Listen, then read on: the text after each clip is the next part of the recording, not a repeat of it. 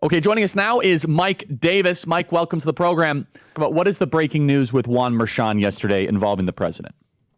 Well, Juan Merchan seems to think he can just disregard the Supreme Court's monumental presidential immunity decision back in June, where the Supreme Court correctly held that any president, is immune from criminal prosecution for their official acts, not their personal misconduct, their official acts.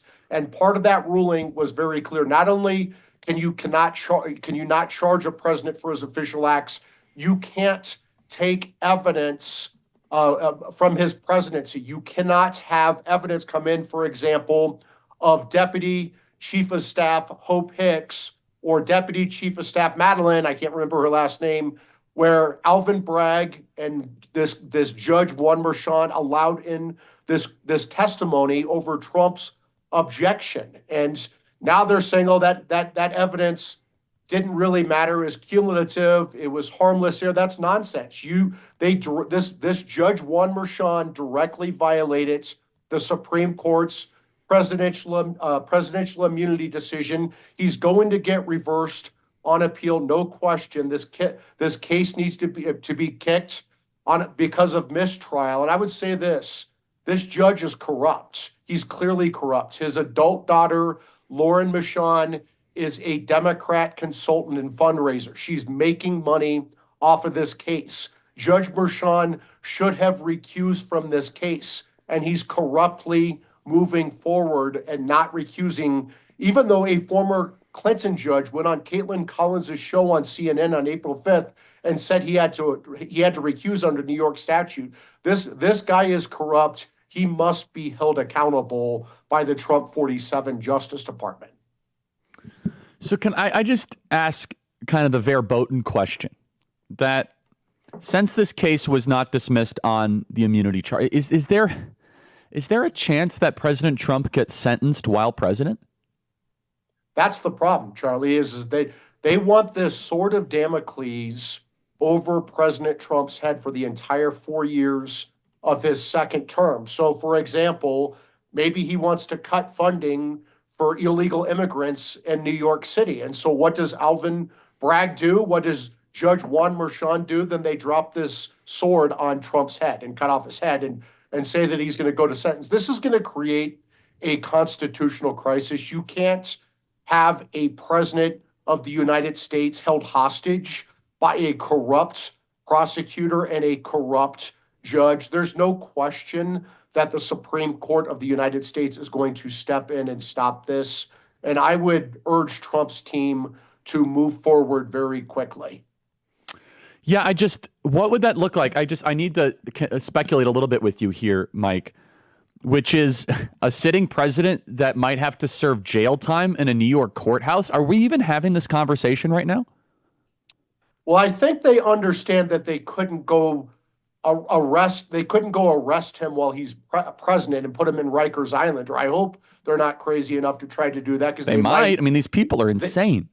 Well, I mean, you might have a shootout with the Secret Service if they tried to do that, because it's clearly illegal if they tried to do that. But I would say this: do you want President Trump worried his entire 4-year term that he has to be a good boy in Alvin Bragg's mind and Juan Merchan's mind? Otherwise, he could face Rikers Island at the end of his presidency. That's not how our system works. I think that even John Roberts, who wrote a very good decision with the presidential immunity decision, understands this is so much bigger than Donald Trump or any one president. This is about the presidency, and you can't have corrupt local prosecutors hijacking the presidency with the threat of putting a president in prison.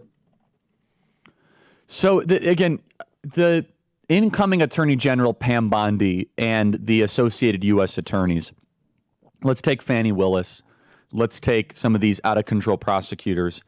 We're not trying to indulge in the spirit of retribution. That's not what we're talking about here. We're talking about fairness and justice. Walk me through the criminal code, Mike, of what they could potentially be held accountable for. I would say the clearest federal crime is 18 USC Section 241, conspiracy against rights. When you politicize and weaponize intel agencies and law enforcement at every level, federal, state, and local, to go after your political enemies for non-crimes, that is the very definition of a criminal conspiracy against rights. And what I would strongly urge the Trump 47 Justice Department to do is open a criminal probe in Fort Pierce, Florida, where they did the Mar-a-Lago raid, have a special grand jury come in and do this investigation, do this grand jury investigation. And if there is probable cause that these Democrats, lawyers, and prosecutors and agents and operatives and even judges like Juan Merchan work together to violate the constitutional rights of President Trump or his top aides like Steve Bannon and Peter Navarro, who went to prison, or his supporters on January 6th, who were politically persecuted, according to the Supreme Court's Fisher decision in June. I think that there needs to be an indictment brought, and I would recommend that indictment be brought in Fort Pierce, Florida, for conspiracy against rights. And if they've done nothing wrong, why are they seeking preemptive pardons now? And if a grand jury indicts, that means there's obviously probable cause they've committed a crime, and nobody's above the law. So they should probably lawyer up. Those are all the things that they told our side during the 4 years of Biden's lawfare against President Trump for non-crimes. I think that we need to bring justice and accountability for real crimes so this never happens again. Mike, am I correct in my recollection here that conspiracy against rights is what they use to put Douglas Mackey in the criminal justice? I want to say behind bars because he hasn't been sentenced yet, but is that correct? I believe so, Charlie. And it was also one of the charges that Jack Smith brought against President Trump with one of his 4 charges in the D.C. January 6th case for the non-crime of objecting to a presidential election. So Jack Smith and Jay Bratt and the rest of the Jack Smith's special counsel team is very, very well aware of 18 U.S.C. Section 241. And frankly, it sounds like they may have participated in their own conspiracy against rights when they politicized and weaponized our federal intel agencies and law enforcement to go after Trump, his top aides, his supporters. It sounds like a very serious federal civil rights felony. I think it's up to 10 years in prison under 18 U.S.C. Section 241. And so, I'd be worried if I were them. So, Mike Davis, we have 4 minutes here, and this is more of a personnel fun conversation. You are ready to jump to the screen. Mike, the floor is yours. Pam Bondi is an outstanding pick I agree. by President Trump to lead the Justice Department. She was an Attorney General of Florida for 8 years.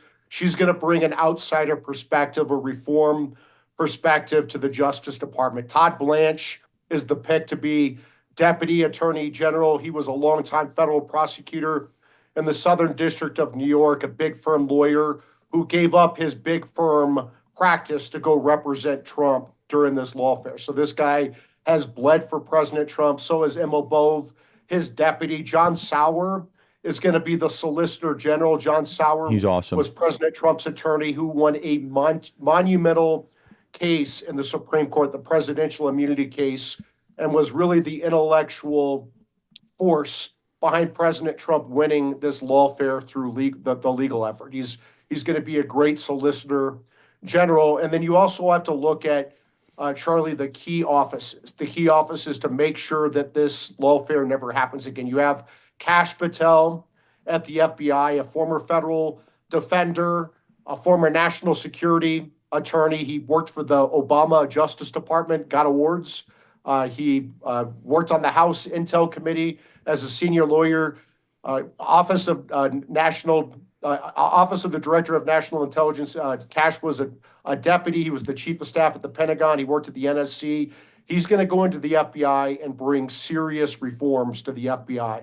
And then we need someone very good to serve as the U.S. Attorney in D.C. Get rid of Matthew Graves, this left-wing hack who has politicized and weaponized that entire office to go after people who trespassed and took selfies on January 6th while he gives amnesty to the much more deadly and destructive BLM and Antifa riders.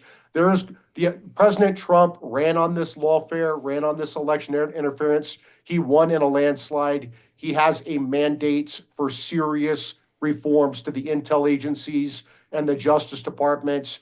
And so I would say to these people who ran this lawfare against Trump, lawyer up, because justice is coming. So, Mike, the U.S. attorney situation, does the president have the authority to fire all U.S. attorneys? And since U.S. attorneys have to be confirmed by the Senate, who actually runs the U.S. attorney offices in the interim? Yeah, so the president, as the head of the executive branch, has the constitutional authority to hire and fire any executive branch employee he wants, including the FBI director, including U.S. attorneys. President Trump, through his attorney general, can appoint interim or acting U.S. attorneys while the president's nominees are going through the process. For back in the states, the home state senators have a veto through this stupid thing called the blue slip that we've had for over 100 years. But in D.C., there aren't senators. And so the president should nominate someone who he wants, and the Senate should confirm that person quickly so we can clean out the rat's nest called the D.C. U.S. Attorney's Office. That's really smart. Last thing, Mike, remember last time in 2017, the acting director was Sally Yates. Am I correct? Is that my memory? Am I right? That's correct. How can the Trump team prevent an acting director in the Department of Justice that might do something goofy in Trump's first couple minutes or hours of the presidency? 30 seconds. So Emma Bove will be the principal associate